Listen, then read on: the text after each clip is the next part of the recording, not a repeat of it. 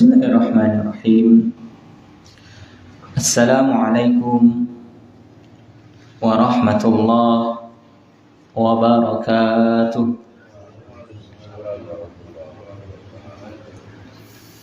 Innal hamdalillah nahmaduhu wa nasta'inuhu wa nastaghfiruh wa na'udzu billahi min syururi anfusina wa min sayyiati a'malina.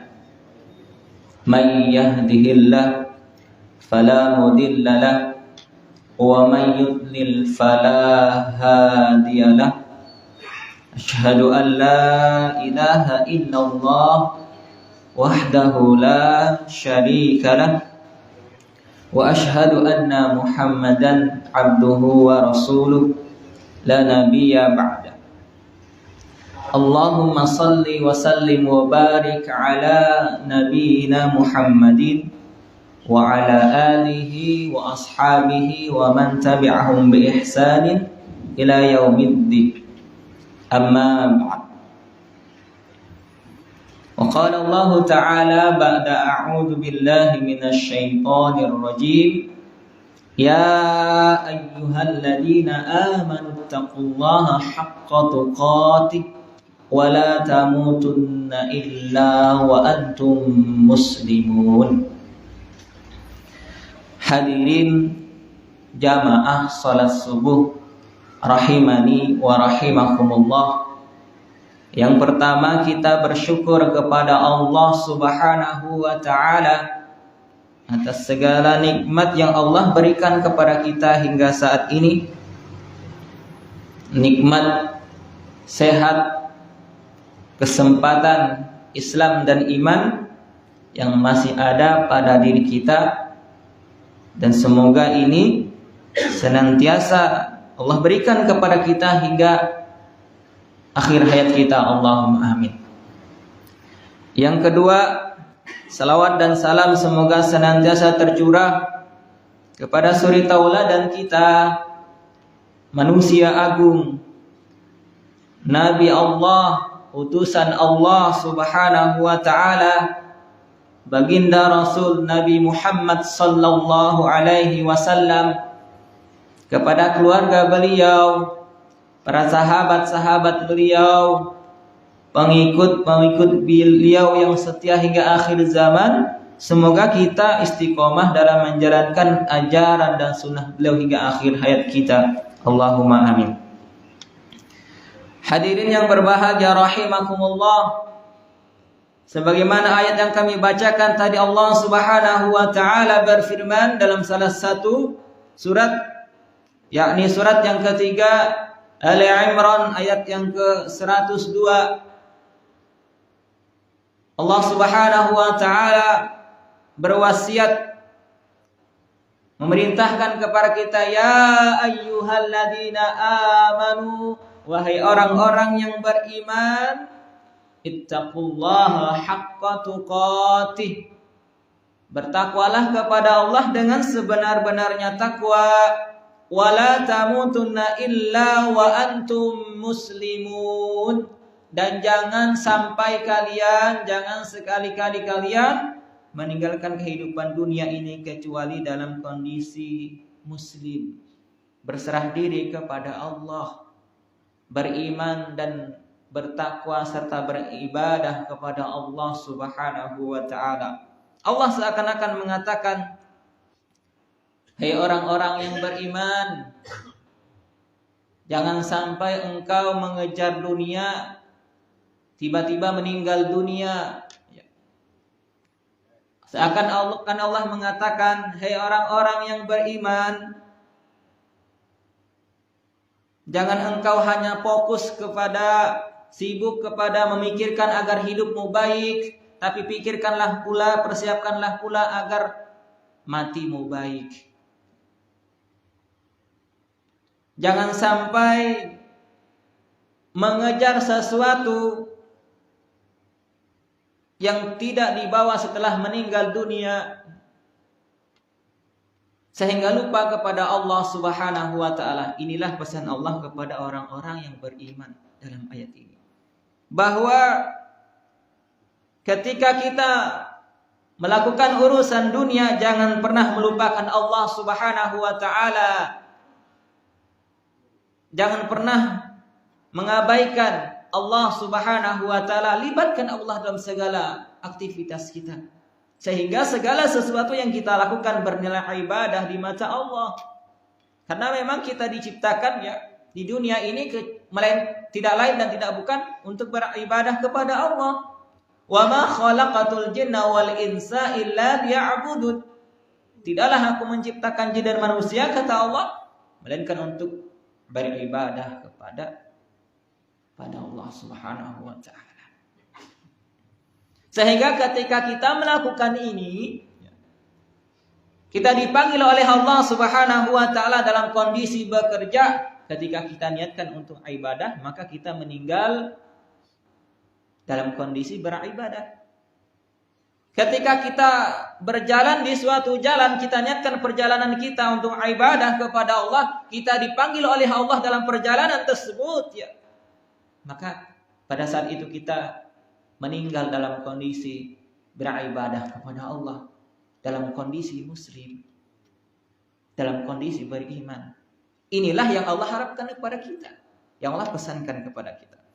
Hadirin yang berbahagia rahimani wa rahimakumullah. Pada kesempatan ini izinkan kami menyampaikan tentang adab ketika suami istri bertengkar. Adab ketika seorang suami dengan istrinya sedang bertengkar atau marah. Rumus utamanya bagaimana? Sebagaimana yang pernah saya sampaikan sebelumnya, bahwa setiap rumah tangga pasti akan menjumpai yang namanya masalah. Setiap rumah tangga memiliki problematika masing-masing.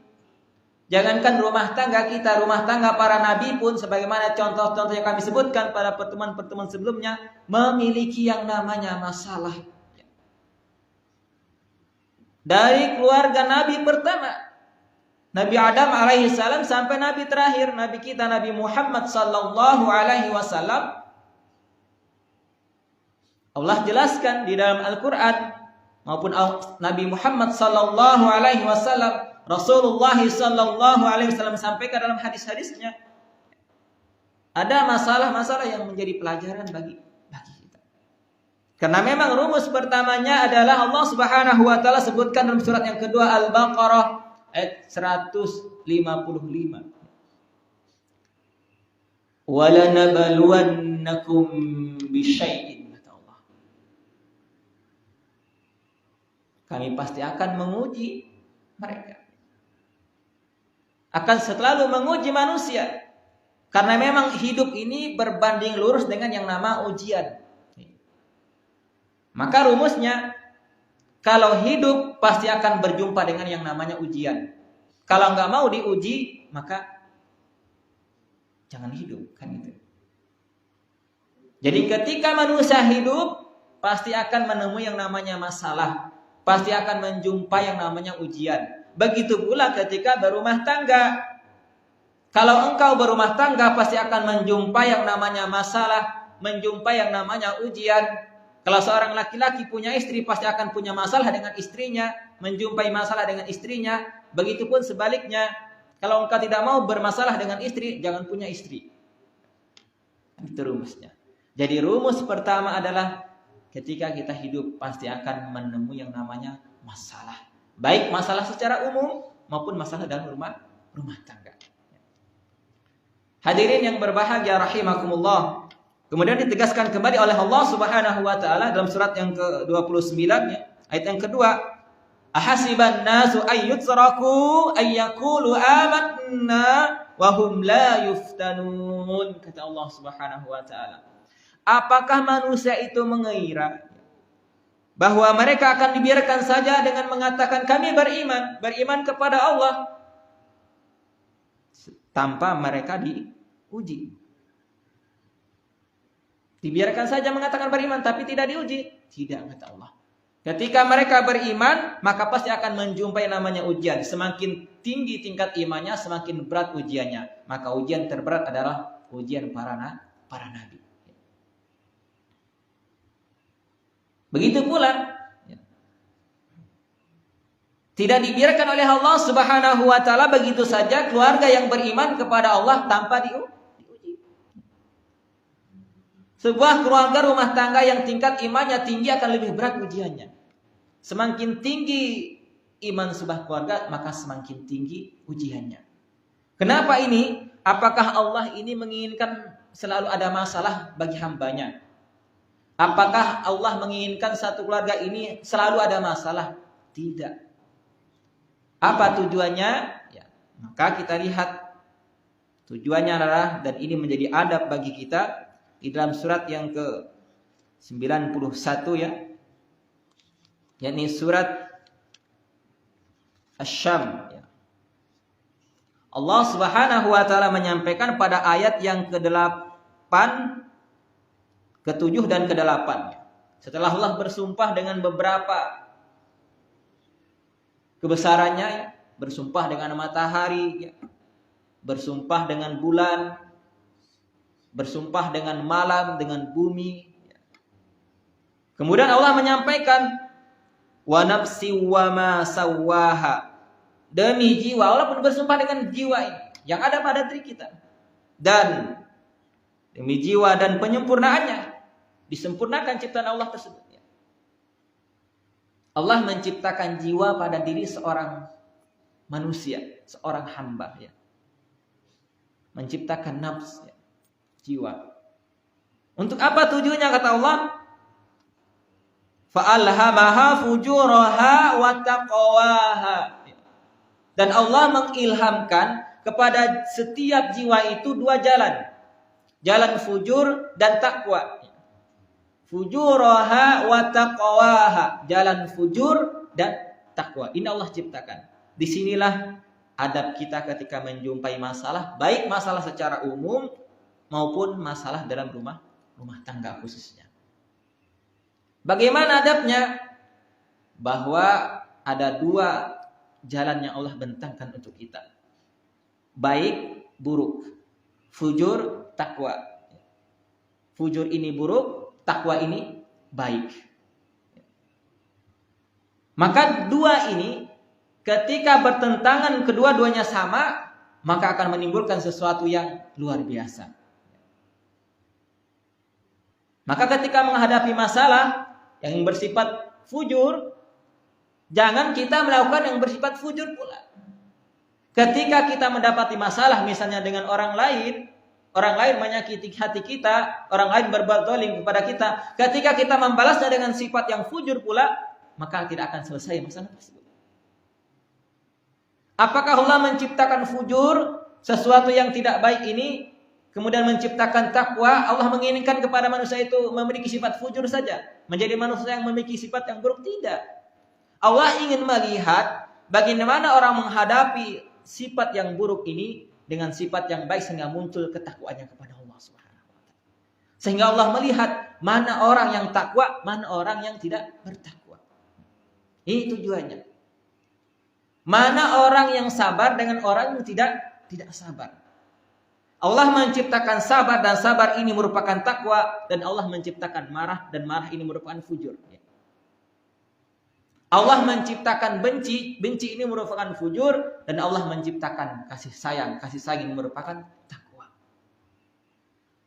Maka ketika kita punya masalah dengan pasangan kita, punya masalah dengan orang lain, rumusnya adalah, adabnya adalah, jangan kita melakukan masalah yang serupa kepada orang lain. Tetapi hadirkan pada diri kita sifat takwa. Karena dengan ini nanti akan meredamkan sifat fujur tadi. Ketika misalnya seorang istri marah, maka suami tidak boleh marah. Tidak boleh ikut marah. Istri marah, maka suami harus menampilkan kasih sayang, menampilkan keceriaan. Rumusnya seperti itu. Memang tidak mudah untuk menjadi pribadi yang bertakwa. Karena ketika istri marah, suami ikut marah, maka akan timbul masalah yang lebih besar. Bukankah misalnya perceraian dalam rumah tangga salah satu penyebabnya adalah karena suami istri sama-sama dengan egonya masing-masing, sama-sama dengan emosinya masing-masing. Tidak mau salah satu mengalah untuk kebaikan. Maka ketika fujur dihadapkan dengan fujur akan menimbulkan sesuatu yang berdampak negatif. Tapi lihat, kalau misalnya fujur dihadapi dengan takwa, luar biasa. Nanti yang fujur akan dikalahkan dengan takwa. Dan itu yang dilakukan oleh Nabi kita, Nabi Muhammad SAW. Dilempari kotoran ketika berangkat untuk sholat, tidak membalas melempar kotoran. Tidak pula melapor ke aparat, ya. Tidak pula memanggil sahabat-sahabat yang lain untuk melempar orang tersebut, tidak. Ya, seperti kasus-kasus baru ya. Ya meskipun caranya mungkin kurang tepat ya. Ada berita kan viral seorang siswa ya, remaja mengingatkan temannya jangan berbuat yang tidak baik di tempat terbuka. Ini perbuatan yang baik, mungkin caranya mungkin tidak diterima oleh pihak yang tidak terima itu ya, yang diingatkan itu. Mengingatkan temannya jangan berbuat yang tidak baik di tempat umum, di hutan kota ya. Ternyata yang diingatkan ini nggak terima, manggil teman-temannya, memukul yang mengingatkan itu sampai meninggal dunia. Coba. Jadi Rasulullah tidak seperti itu. Disakiti, dizalimi, dihina, dikatakan orang gila, tidak membalas. Bahkan balasannya apa? Balasannya takwa. Saya kasih contoh tadi, yang dilempari kotoran, tidak melempar kotoran pula, tidak membencinya, tidak memarahnya. Tapi apa yang dilakukan? Ketika ini tidak melempar lagi, Rasulullah pun heran. Ini kemana langganan saya biasanya tiap hari melempari kotoran? Bertanya-tanya, kemana si fulan ini? Maka ada yang mengatakan, beliau sedang sakit ya Rasulullah. Dan ternyata orang yang pertama menjenguk, orang tersebut adalah Nabi kita, Nabi Muhammad SAW. Dan dengan sifat itulah orang ini pun mengucapkan asyhadu an la ilaha illallah wa asyhadu anna Muhammadar Rasulullah. Inilah adab kita ketika memiliki masalah dengan orang lain, wabil khusus memiliki masalah dengan pasangan kita. Jangan kita menghadapi suatu persoalan dengan sifat yang buruk pula. Sebuah kasus, contoh ya, di Jawa Barat pernah ada seorang suami ya, pulang dari kantor dalam kondisi capek, lapar, sampai di rumah ya, sampai di rumah itu belum tersedia makanan di atas meja. Istrinya sedang memasak. Ya. Kemudian kata suaminya,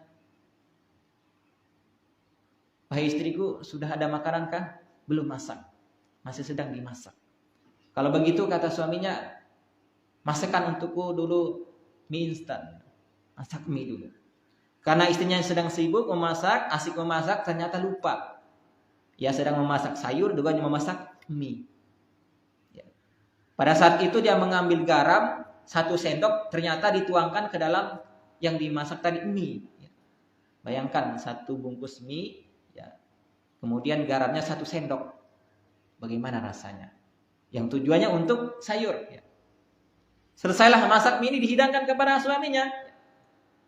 Dalam kondisi capek, lapar, pulang 1 sendok, tiba-tiba rasanya luar biasa. Bukan manis lagi, tapi asin ternyata. Apakah suaminya marah? Tidak. Suaminya tidak marah. Manggil istrinya, sayang sini, sayang sini. Wah istriku sini. Kita kan lama gak makan bersama nih.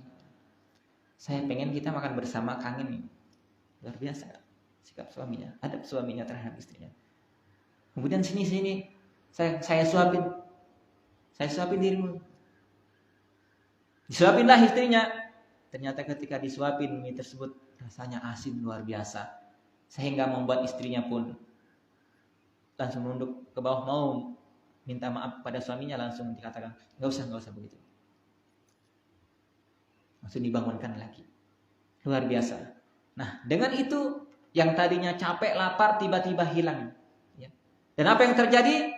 Mereka pun akhirnya bersama-sama masak di dapur. Coba bayangkan. Ketika itu tadi dengan sikap yang lain. Suami ini tidak terima kepada istrinya dimasakin mie dengan rasa yang asin luar biasa. Marah-marah sama istrinya. Bahkan bisa jadi melempar piringnya dan sebagainya ya. Apa yang terjadi coba? Maka akan menimbulkan masalah yang kompleks, masalah yang luar biasa. Maka inilah adab kita ketika menghadapi sebuah persoalan, sebuah masalah yang kita nilai itu masalah negatif terhadap diri kita. Dan ini dicontohkan oleh para nabi-nabi, para nabi dan rasul, para ulama salafus saleh, dan orang-orang saleh di antara kita pada saat kita menyaksikan ada ustadz yang dizalimi, dicaci maki dan sebagainya, santai saja. Enggak usah lagi balas. Kan ada Allah Subhanahu wa taala yang membalas ya. Kami pun begitu biasanya. Tidak selalu dakwah itu mudah diterima ya. Tidak selalu orang yang kita dakwah itu gampang menerima apa yang kita dakwahkan. Biarkan saja. Mereka mau katain apa kita kan. Biarkan saja. Allah yang akan menilai segalanya kan. Allah yang akan membalas segalanya. Orang berbuat zalim kepada kita, biarkan saja. Selama tidak kelewat batas ya. Karena Allah yang maha adil. Kita tidak bisa membalasnya, Allah yang akan membalas. Kalau Allah tidak membalas di dunia, di akhirat nanti pasti Allah akan membalasnya. Inilah rumus dan adab yang perlu kita perhatikan ketika kita punya masalah, menghadapi masalah. Jangan hadapi masalah tersebut dengan persoalan, perkara yang negatif seperti yang orang lakukan terhadap diri kita. Ketika orang melakukan keburukan kepada kita, jangan balas dengan keburukan, tapi balas dengan kebaikannya. Atau minimal tidak membalas diam ya, dengan diam.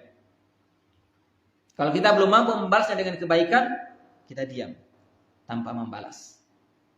Kalau kita mampu seperti Nabi Muhammad SAW membalas keburukan dengan kebaikan, inilah wa innaka ala khuluqin azim, akhlak yang azim ya.